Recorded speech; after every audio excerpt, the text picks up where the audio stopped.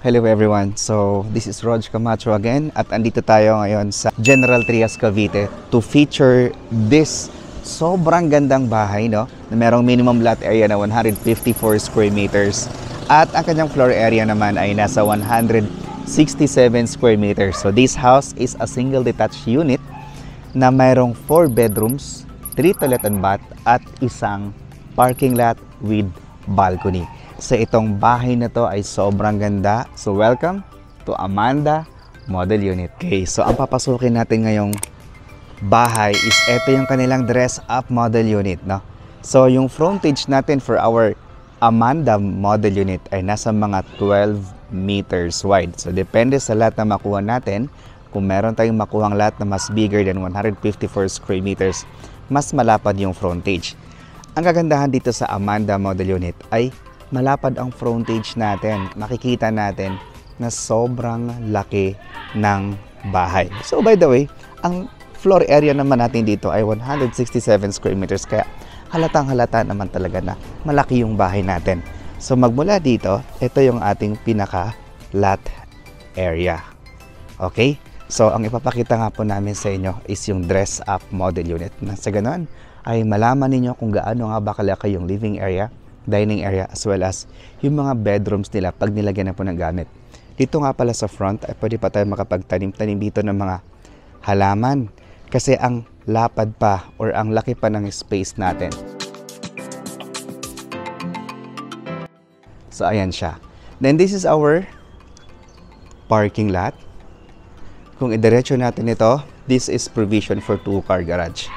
Tapos since tayo nga po ay single detached unit, meron tayong o marami tayong mga setbacks dito.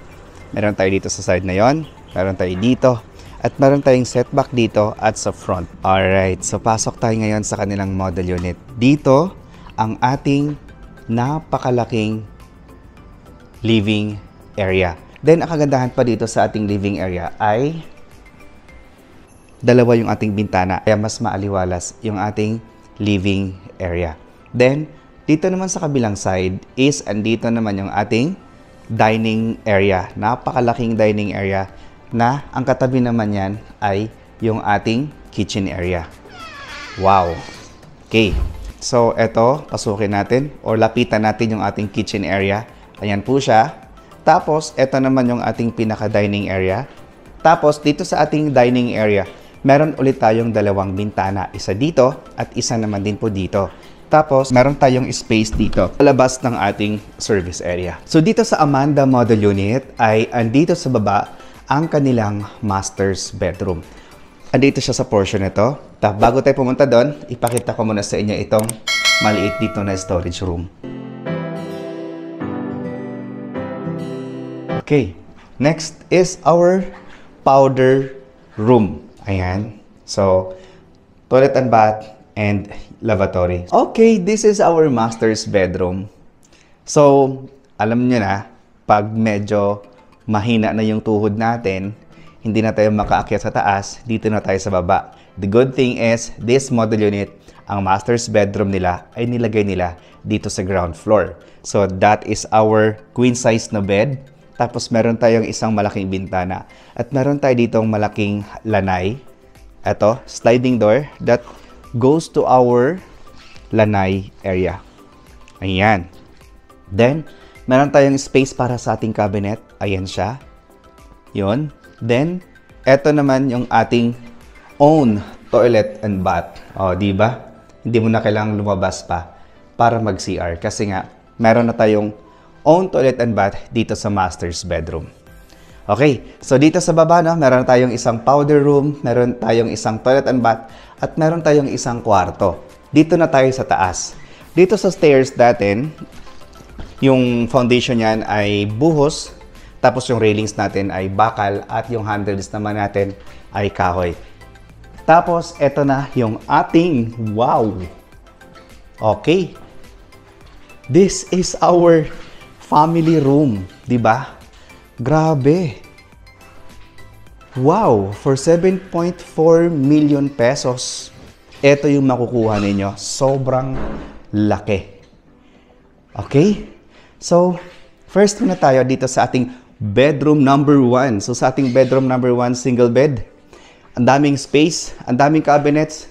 Meron tayong malaking bintana, isang malaking bintana. Then meron tayong built-in cabinet. Meron tayo ditong toilet and bath. Common toilet and bath natin. Tapos pag diniretso natin dito, ay andito naman yung pintuan papunta sa ating balcony. Ayan. So again, silipin ulit natin. O, di ba? Next is the bedroom number 2. This is our bedroom number 2. Ayan siya, sobrang laki din. Parang feeling ko, lahat ng kwarto ay master's bedroom dahil sa laki po niya. Ayan po. Okay. Next, ilipat natin yung camera. Ayan, sobrang laki po ng mga kwarto dito. Then, next po is yung last nating kwarto, bedroom number 4. Wow! Oh, di ba? Wala pong maliit dito ng kwarto talaga.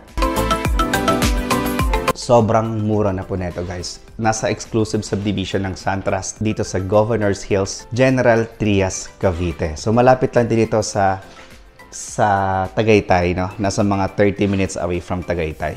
So guys, ilagay ko na rin dito yung sample computation and other details. Then for more questions or trippings and reservation, please dial those number na naka-flash dyan sa screen. Thank you so much for watching and God bless.